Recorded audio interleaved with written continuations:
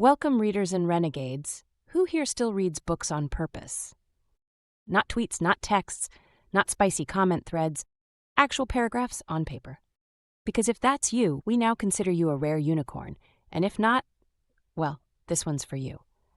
We interrupt your dopamine drip of doom scrolling to bring you a quiet emergency. We are facing the slow, silent death of meaningful reading. Not because people can't read, but because they don't. It's called illiteracy, the condition of being able to read, but choosing not to.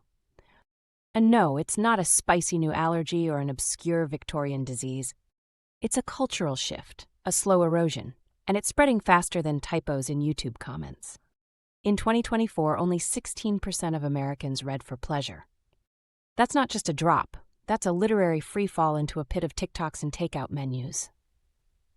And kids, even worse. In the UK, less than a third of young people say they enjoy reading. This is the lowest number ever. Lower than the odds of a library getting funding in Florida. Lower than your phone battery at 2 a.m. This isn't just a shift in interests, it's a crisis of culture. Reading trains empathy, builds complexity, develops attention span. Without it, our cultural muscles atrophy and our brains turn into sparkly goldfish. And no, it's not just a young people these days problem. It hits hardest in rural communities, low-income homes, and among people of color, and boys. That's not coincidence. That's colonized algorithms doing their job. But here's the part they don't teach when preparing 6-year-olds for standardized testing. Reading is not about checking a box. It's about building a self. It's about sitting still long enough to become a person. It's about learning to imagine. It's about adapting to change. So what can we do? We can make reading seductive again. We can model it. We can make it weird. We can make it beautiful.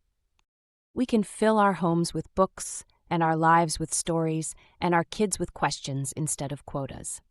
Because when a society stops reading, not because it can't, but because it won't, we don't just lose stories. We lose the ability to tell them. Want the full breakdown?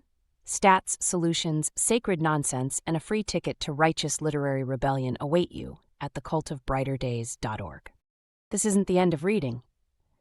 It's just the part where the protagonist looks up from their phone and decides, maybe it's time to open the book. Share this with someone who hasn't read since high school. Because a cult that reads together stays confusingly well-informed together. See you in the footnotes.